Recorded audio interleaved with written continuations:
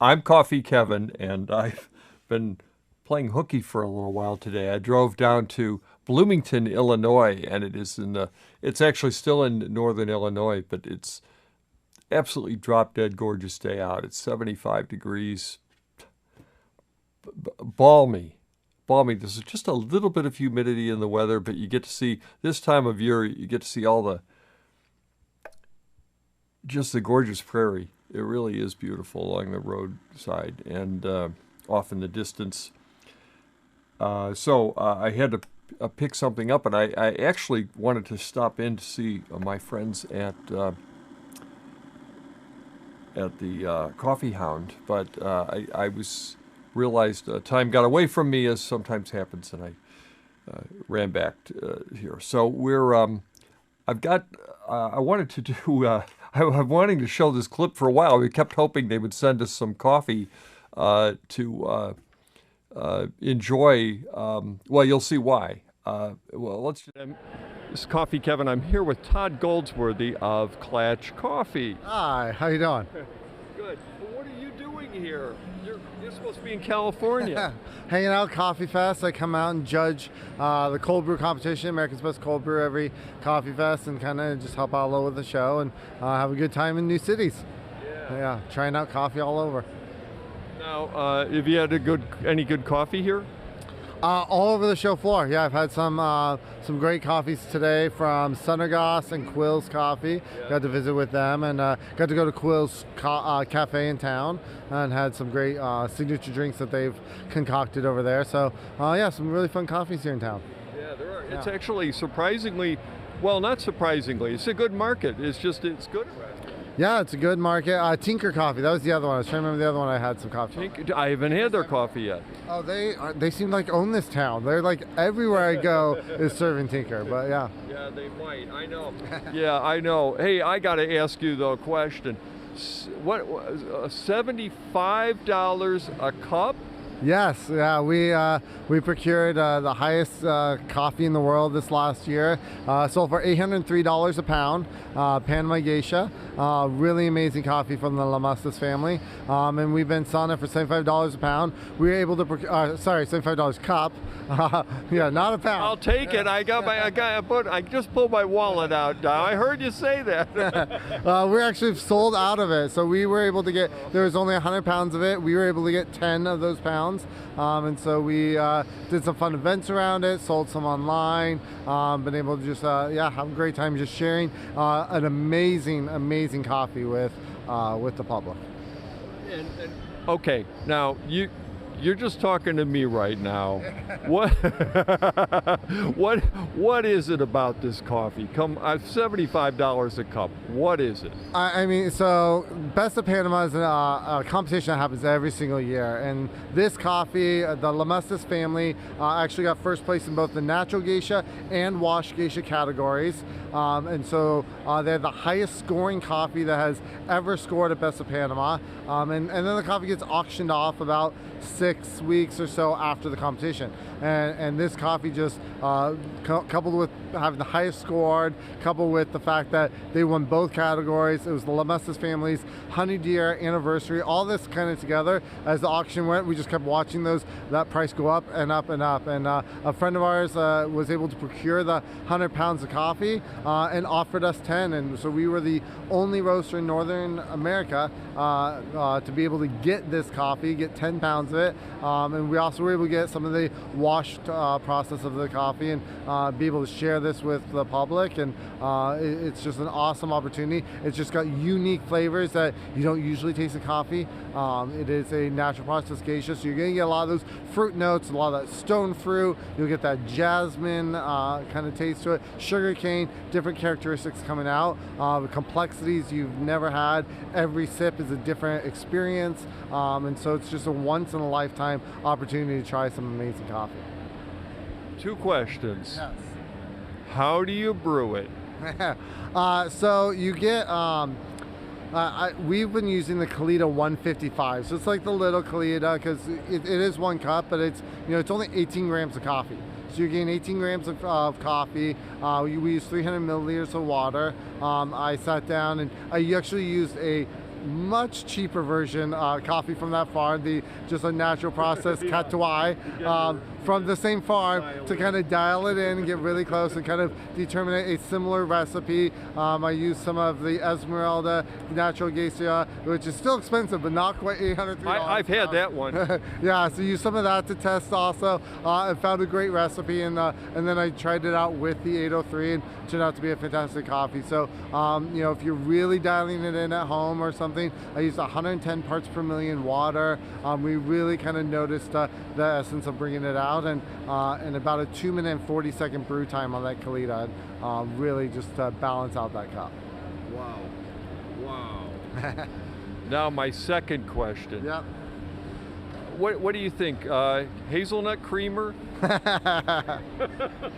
This is not what I would recommend cream in. Most geishas, I would recommend you trying black first if you're a cream and sugar kind of person, and just notice how different a geisha can be. You know, we sell geishas probably year round in our cafes and in our on our website. You know, anywhere from a 6-ounce bag is typically around $60–70, so not quite the $75 a cup. Still on the pricier side, something worth, you know, it's just like a nice fine wine. It's not something, you get a great wine, you're not going to drink it every day, but it's something to experience and have and share with friends and be able to pick up a bag and brew a few cups and really have a new experience with. So getting hands on a geisha, a natural processed geisha from Panama, are some of my favorite coffees. So whenever I can get a chance to drink them, I do.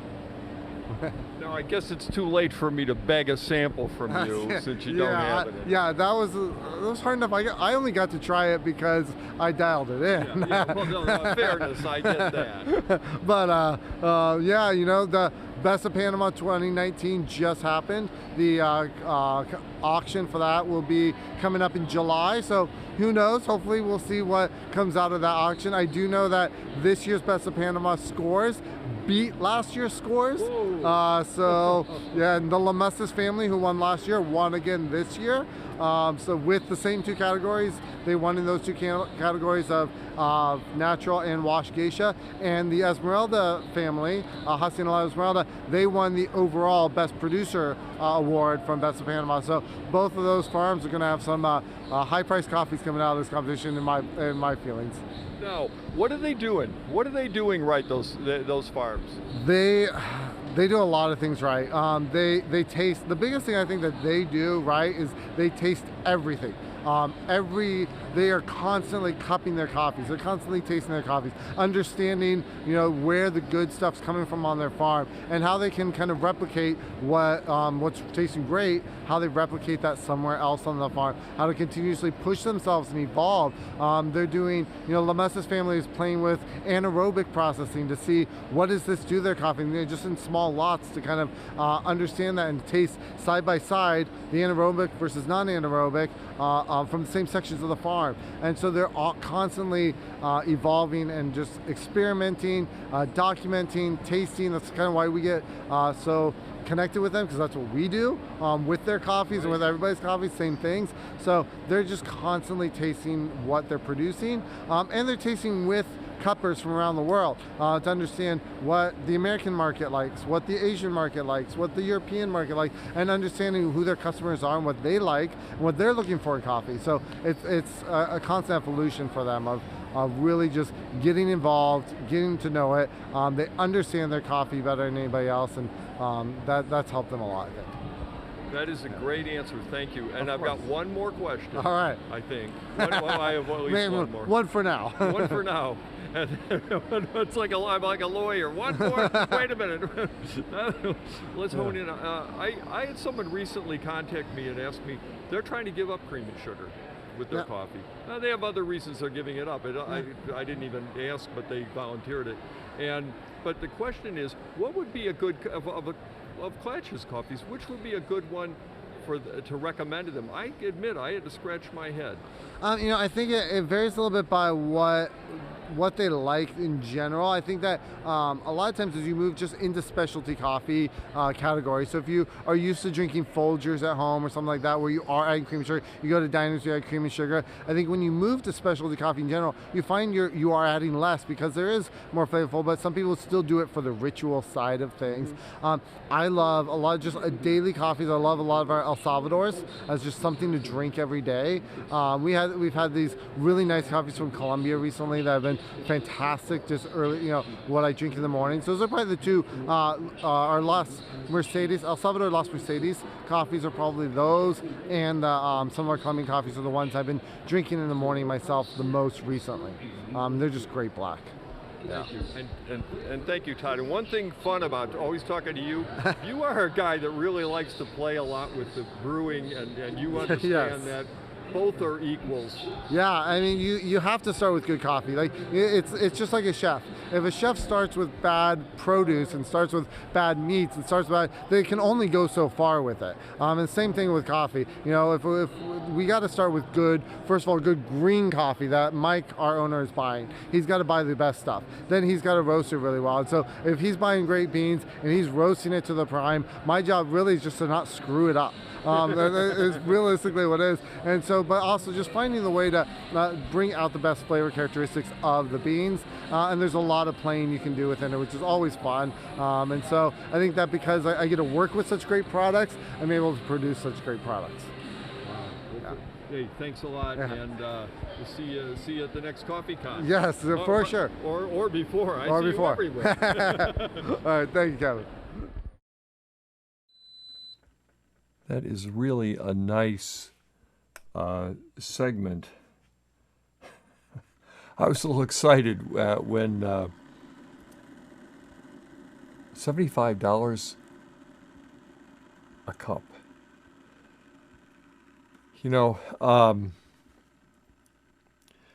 And the worst thing about it is, if anyone, Klatch probably could, well, first of all, I mean, the cynicism in me is overwhelming, but about just in general, not because of Klatch.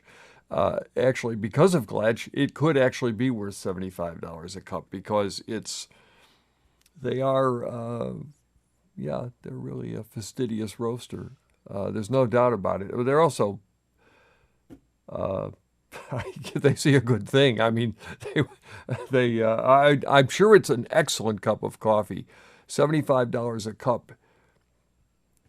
Is an incredible price, and I don't, as you know, I'm pretty good about not just trying to get us all into hock. I've done it enough for myself, so I don't want to have that on my conscience. But I do.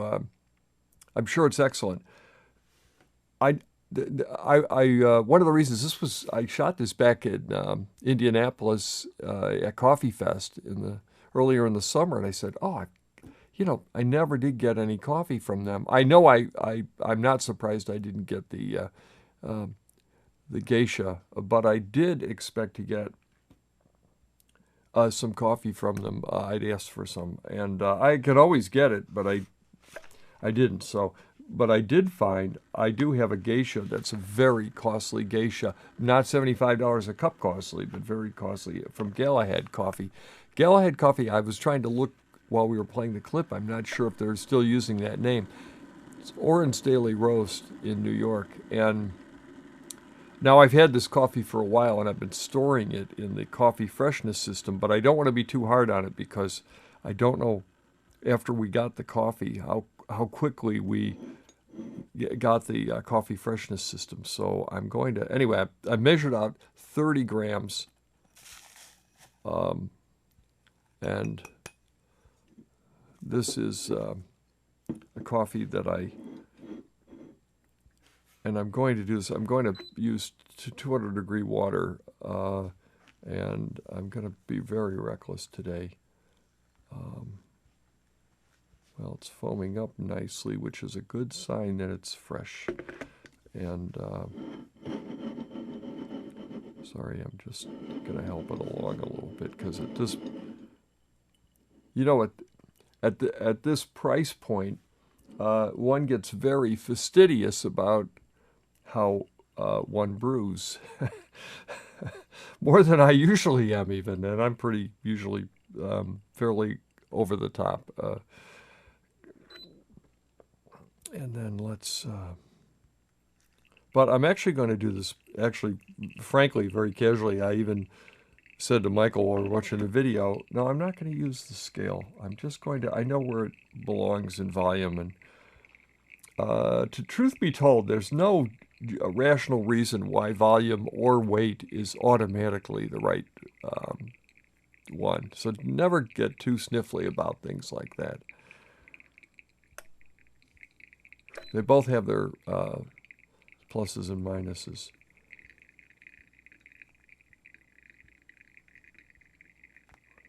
But it should be, this is really a nice coffee.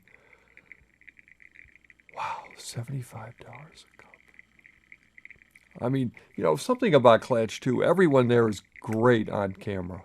It's if, you know, it must be an LA thing. You know, I think they, I assume they all get media training. Probably Bruce Willis, you know, gives them coaching.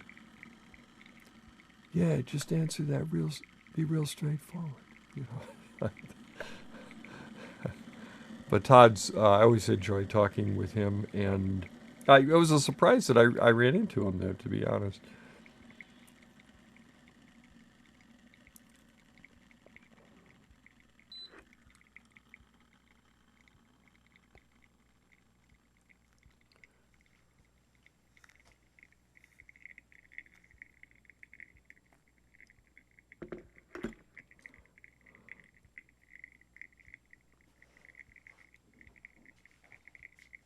There we go. This is, I'm using the Chemex pint. I mean, this is a coffee make. I'm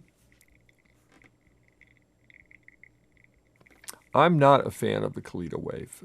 It's okay if you are, and I know some of you are, so it's fine. But you know, I think it just comes to what you're familiar with, what you feel like you really. But if I get a coffee that is really expensive, and this one isn't near $75 a cup, but it's still a nice geisha. It's still more expensive than usually for me. Yeah, I guess the Chemex would be kind of my go-to. I have the siphon. I do have a couple of automatic drip makers that I think are in the Bmore.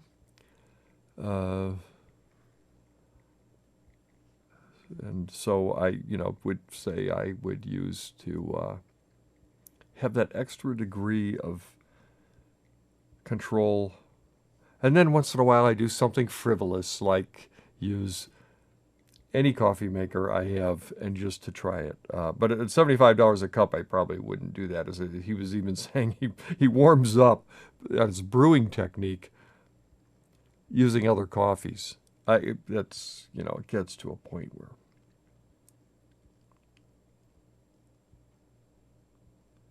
Yeah, I don't even know if I could justify it before like a really vital activity, you know, that I wanted a little extra stimulation. Okay, now we're getting into where I got to watch because I just want to get it right to this. Can you see that on camera? Is it on the close-up, Michael? No, close-up. The close-up, the sideways close-up, sorry. No, it isn't. It is, yeah. See right there. If you can get us a close-up of this. Here, what do I need to do? Here, do I need to hold it up? Yes. That's what I'm trying to show. That's where I'm trying to reach. And when it's, you know, $75 a cup coffee, I'm going to get exactly, I'm going to brew it exactly how they tell me to. Now it's almost up there. Again, this isn't $75 a cup. I don't know why I'm so nervous. I'm treating it like it is. I'm pretending it is. Did everyone get the memo that we're pretending today? We're pretending to do things. I'm pretending I'm brewing a $75 a cup coffee. I'm not brewing a $75 cup coffee. I can already hear Pat running downstairs on that. He's brewing a $75 cup of coffee. I will be out for a walk tonight, and someone's going to say, heard you were brewing $75 cup coffee in your house. Didn't invite me? Okay. We've got a little more, a little more. We're going to, I'm just exact. See what I mean? I get so, I'm actually nervous. I'm not shaking from caffeine. I did not have any coffee throughout my journey. I usually stop at Coffee Hound when I go to Bloomington. Okay, and this is right where we're going to stop. We're going to stop. Kevin, we're going to stop. Okay, and just let me have this sip. Okay, and this is it. Okay, beautiful. Okay, and I'm using the Brim kettle, which has really become my go-to kettle. I know I just got a kettle from someone else, so that's maybe I'll have to change it out. All right, anyway. So Galahad, I'll have to call Oren and find out. Are you still using the name Galahad? I don't know if you are. But I know it's a really nice jasmine, pineapple, and candy. But you don't need cream and sugar in it then. It's got all those sweet things. Okay.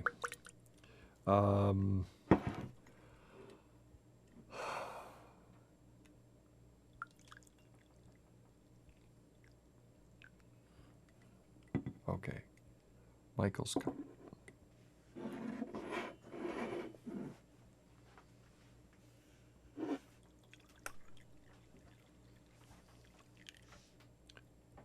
My cup, and I'm saving a little for Pat. She asked me if I could save her some.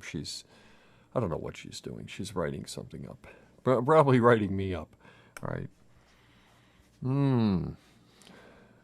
Wow. Wow. I smell the jasmine.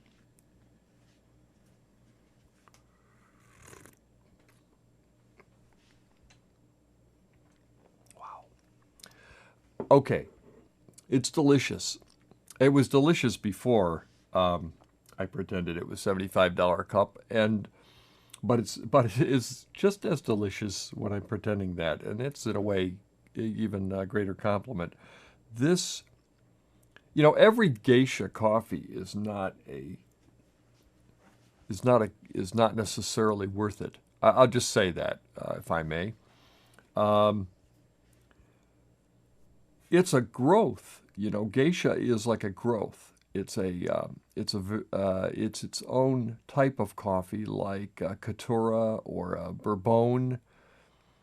It is a type of coffee growth that was apparently lost, and then it was conveniently found. Actually, what's it? Oh wow, what is his name? He's. I'll have to when I think of it, I'll put it in the notes below on the page. But it's really geisha was found, and this person deserves credit for it. And I'm so sorry. I've met him. We've talked, and I wish I could remember his name. He's a very very knowledgeable person. Who in the world of coffee, who found this,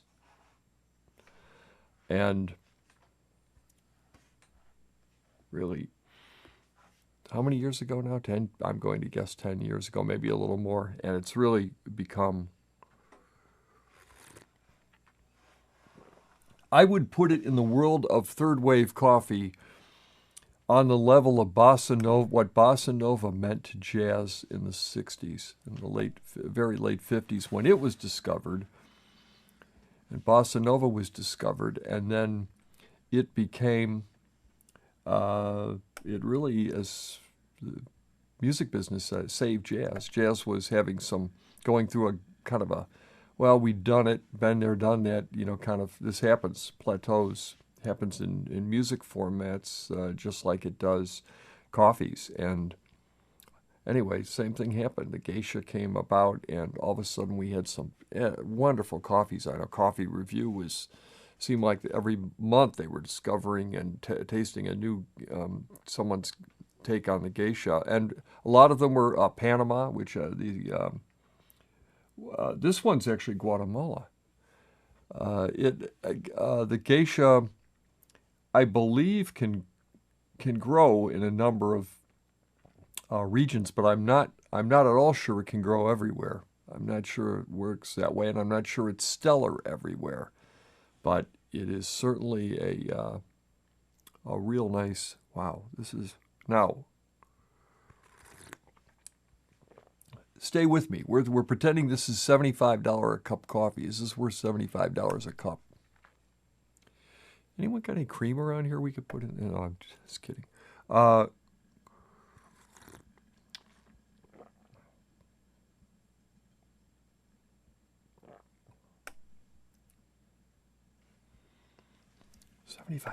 is a lot of money.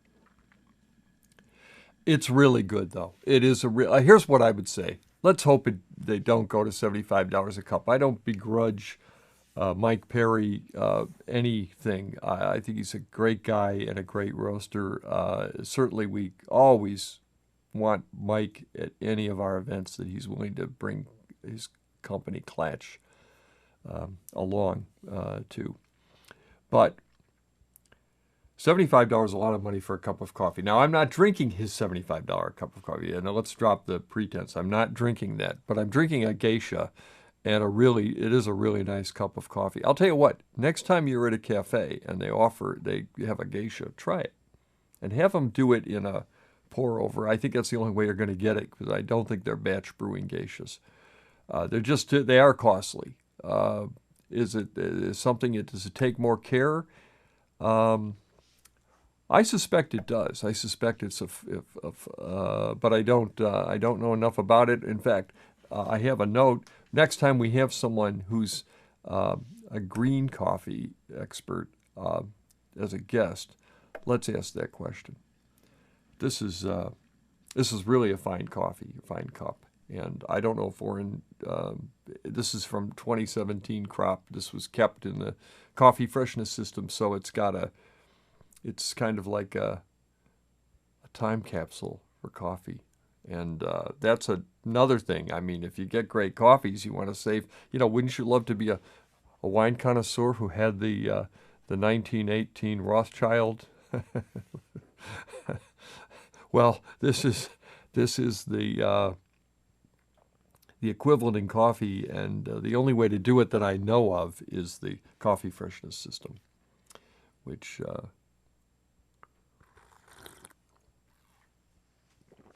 that's really nice. I've been holding on